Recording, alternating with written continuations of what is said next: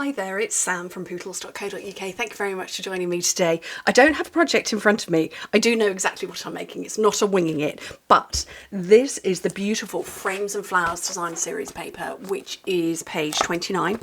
So it's beautiful paper, and most of the sheets you've got bits that you can pop out. Well, actually 3 of the sheets you've got paper that you can pop out all these die cut bits, which I've got here, and then you get 3 sheets of paper. Now I did consider making a sample first, and then I thought I've only got 3 sheets of paper so I'm not, but I'm going to make a beautiful big bag for you.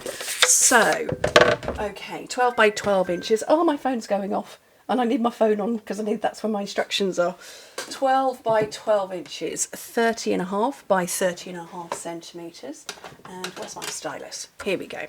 So on the first side, now if you've got a pattern that wants to be the right way up, you start with it the right way up. So that's, you can see that's kind of going like that. This is a bit more all over the place. So score it at 4 inches, 5 3/4, 9 3/4 and 11.5 inches, and in metric that is 10, 14.5, 24.5 and 29. And then on the second side, score it at 1 3/4 and 9 inches, which again in metric 4.5 and 23 centimetres. Okay, let's move those out of the way and burnish my score lines. I do like this kind of box, or bag I should say. I have made this style many times over. I have made this exact box bag once before. Let me have a look at my instructions. I made it in 2019, December 2019, so 5 years ago. And it's nice to revisit it. And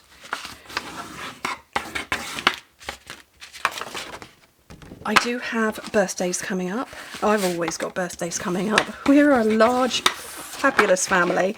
But yeah, there's always a birthday coming around. So I thought this could work for that.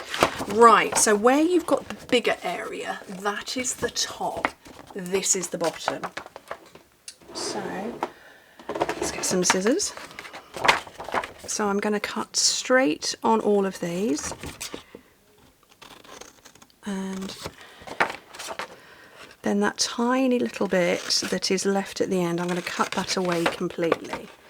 And yes, I am absolutely boiling. I put a long sleeve top on today because we've had bad weather for ages. Suddenly we get really, really, really good weather. And I am roasting. Probably should have changed. Tell me what the weather's like where you are. Is it hotter than a hot thing in Hotville? Yes. Okay, so I'm going to put that along there and fold over and press down. So that's the bag sealed up. So I'm going to bring my 2 sides in and the back, and then these parts here. I'm going to put some more tape. Now obviously if you've got something heavy, absolutely put glue on these parts as well. This bag currently doesn't have anything in it. I'm sure it will do because we don't waste. But for now, just to demonstrate it, it's absolutely fine. Okay, where you've got this score line that I don't know if you can see, there is a score line there. Just put your fingers either side, but do not squish the top. We want the top to be open, and it's going to resist at the point where either naturally it's going to resist, so it's decided it's going to stop pinching in there and there, or if you've got something inside that's maybe to there, it will stop at that point. This is absolutely fine. I don't want to do any more than that, and I'm not going to squish the top because the top is part of it, although arguably I probably ought to put the glue down a little better because you can see the pattern peeping. I'm going to find some ribbon, and I love this one. This is an online exclusive. This is frayed grosgrain ribbon. And I just think it's lovely. It's rustic and fun, and I'm going round a couple of times because me plus ribbon, not a good combination. See, can't even cut the stuff. Okay, and that just means it can stay and hold a little tighter. The other reason for wanting to use the frames and flowers paper is that I've noticed in the orders that you've all been placing with me that this is very, very popular. So arguably you don't need me to show you what to make with it, but I wanted to show you what another way of using it.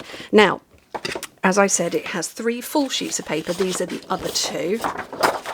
But it also comes with 3 sheets of die cut pieces that are ready made. Oh, actually, look, there's a little strip of paper. Oh, have I already cut some? Oh, I don't know where that's come from. I think that's the edge of something. But you've got all these fantastic die cut pieces. You've got shapes. You could, you know, layer on cards.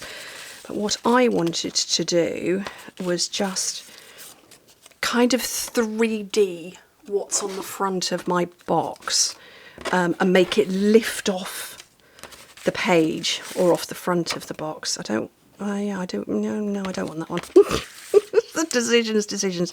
Don't want that one, don't want that one. I'm going to take that one for sure. I want these slightly plainer ones. And that one, right. And then I'm just going to, oh no, I don't want that one. I do want that one. I want 3. There we go.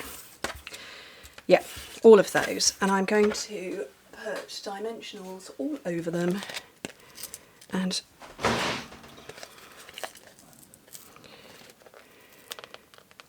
I don't know what is going on with my dimensionals right now, but oh, look, I could take the backing off, but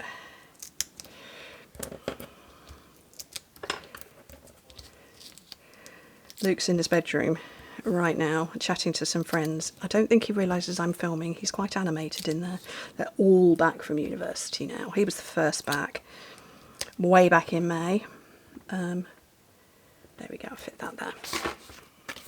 And they've all been slowly coming back. University life, huh? 4 months off. It's all right for some.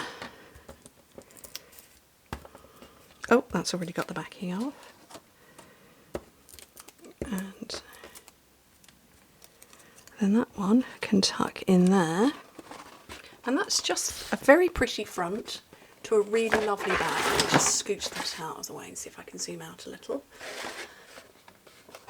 It's a very pretty bag. Fill it with treats and goodies and yummies and all sorts of bits. And it's lovely. And it gives you that lovely optical illusion with those die cuts on the front. What do you think? It's lovely. I love the paper. Anyway, thank you ever so much for joining me. Hope to speak to you very soon. Bye.